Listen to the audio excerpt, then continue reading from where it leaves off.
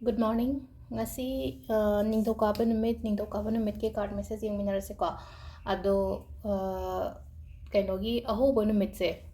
Haptagi ahobo numit se aina mamangda budi haigre ko. Ngarang de hayogdre aina tongana video mo shemdre nung dawaramda. Aina hain ko hadi sinam kubakta hapaga lo toksan basu jai ko hadi tang ama natraga su Monday gumbada su tawbu yaina hadi shuti loikre na ngarang se. Ado ngasi se anobo numit ama mo hawrin na handaki haptagi na haraga di Monday se. Aduduna hadi si tawbiba yai hadi si yumda tawba yai ko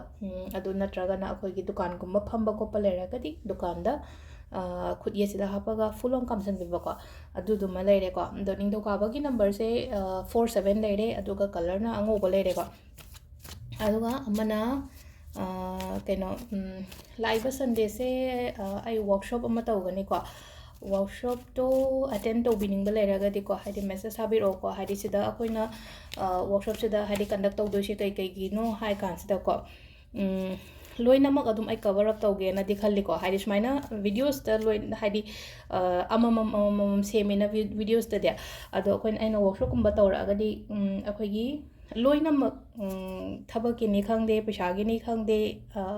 angang gi ni khangde ko adumba mayam do loina cover up tawrakani ko ado pung ama makhai ani gumbagi chang do rakani Sunday ko Sunday se pung mari manga saida shuti oina banina mayam gi aduna 4 natraga 5 sigi timing sida ai set tawge na khali ko ado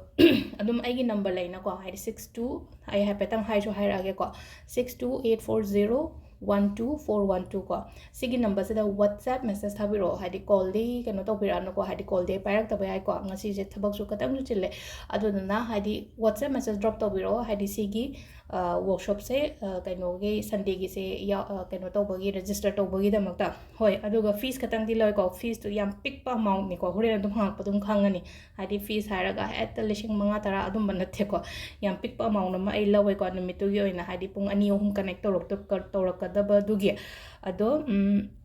sida hai petang hairam ke ko hadi kari no koina cover up torok to she hai matam sida ko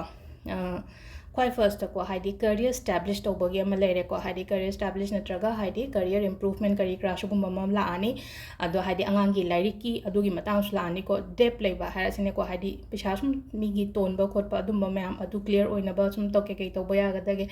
tan ba kaina harase ko hadi sum imung da angang se taw ya de khote hai ba yawe na ko adum bai matang da su ne rani ko adagi cash flow gumba lakna ba cash flow haragadi pesa se flow da changak ba khot na ba adum ba mayam do adu sida ko hadi sida mayam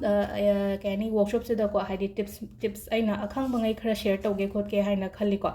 adudagi crystal gi matang da khara amasu discuss tawrage ko hadi hangak pam yawi dana ko adu hadi attend tawraga di hadi crystal gi matang du phajana discuss tawrani no kamaina tawba karamba ingon sinaba yaga da ge khot ka da ge haibdo aduna sisima register tawbiro mayam ko adu aina hojik haigiba aigi number du da hanagi ai number level keno tawbiro dum message dum thabiro ko arei bangai gi oina hairaga de to keno tawrase ko card message hana yengase aduga timing joi haijarage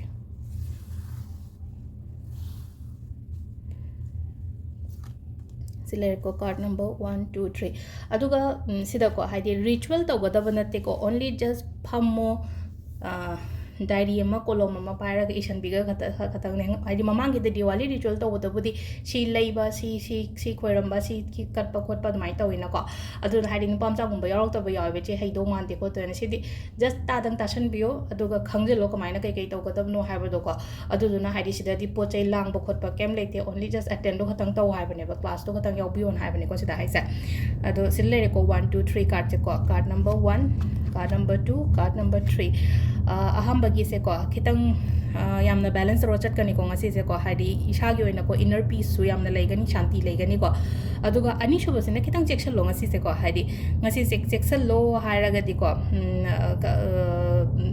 chokdana ba khotana ba ko sugumba oina oire ko main oina aduduna khara section bi ngasi gi oina hairaga di ahum suba se na ko hadi ai se kem tawning da ba gumba phawgani ko aduduna haidi admaina to stuck toroga leba matam da ko haidi ai se lepa stuck toro haidi kem tawning da hawai se ꯑꯩꯁꯦ ꯆꯠꯇꯣꯏꯅꯦ ꯆꯠꯂꯒꯁꯨ ꯆꯠꯅꯤꯡꯗꯅ ꯖꯒꯥ ꯑꯃꯗ ꯂꯦꯞꯊꯣꯛꯑꯒ ꯂꯩꯕ ꯈꯣꯠꯄ ꯑꯗꯨꯃꯥꯏꯅꯒ ꯂꯩꯅꯀꯣ ꯂꯦꯞꯄ ꯌꯥꯗꯦꯀꯣ ꯑꯗꯨꯗꯣ ꯍꯥꯏꯗꯤ ꯑꯗꯨꯝ ꯆꯠꯄꯤꯌꯣ ꯑꯩꯒꯤ ꯇꯧꯐꯝ ꯊꯣꯛꯄ ꯑꯩꯒꯤ ꯅꯨꯡꯇꯤꯒꯤ ꯁꯤꯒꯨꯝꯕ ꯑꯩꯒꯤ ꯗ꯭ꯌꯨꯇꯤꯁꯦꯀꯣ ꯑꯗꯨꯒ ꯇꯥꯏꯃꯤꯡꯁꯦ ꯑꯌꯨꯛꯀꯤ ꯄꯨꯡ 6ꯒ ꯃꯤꯅꯤꯠ 55ꯗꯒꯤꯅ ꯄꯨꯡ 10ꯒ ꯃꯤꯅꯤꯠ 58 ꯐꯥꯎ ꯂꯩꯔꯦ ꯑꯗꯒꯤ 12ꯒ ꯃꯤꯅꯤꯠ 12ꯗꯩꯅ ꯄꯨꯡ 1ꯒ ꯃꯤꯅꯤꯠ 49 ꯐꯥꯎ ꯂꯩꯔꯦ ꯑꯗꯒꯤ ꯄꯨꯡ 4ꯒ ꯃꯤꯅꯤꯠ 16ꯗꯩꯅ ꯄꯨꯡ 8ꯒ ꯃꯤꯅꯤꯠ 12 ꯐꯥꯎ ꯂꯩꯔꯦꯀꯣ ꯑꯗꯨꯒ ꯑꯍꯤꯡ ꯅꯣꯡꯌꯥꯏꯒꯤꯅ 12ꯒ ꯃꯤꯅꯤꯠ 39ꯗꯒꯤꯅ ꯄꯨꯡ 2ꯒ ꯃꯤꯅꯤꯠ 13 ꯐꯥꯎ ꯂꯩꯗ ꯅꯣꯡꯉꯥꯜꯂꯝꯗꯥꯏꯒꯤꯅ 3ꯒ ꯃꯤꯅꯤꯠ 55ꯗꯩꯅ ꯄꯨꯡ 5ꯒ ꯃꯤꯅꯤꯠ 39 ꯐꯥꯎꯕ ꯂꯩꯔꯦꯀꯣ ꯁꯤꯁꯤꯅ ꯑꯩꯈꯣꯏꯒꯤ ꯉꯁꯤꯒꯤ ꯑꯣꯏꯅ ꯑꯐꯕ ꯇꯥꯏꯃꯤꯡ ꯀꯣ ꯑꯗꯣ ꯁꯤ ꯂꯩꯔꯦ ꯑꯩꯈꯣꯏꯒꯤ ꯀꯥꯔꯠ ꯃꯦꯁꯦꯖ ꯃꯌꯥꯝ ꯊꯦꯡꯛ ꯌꯨ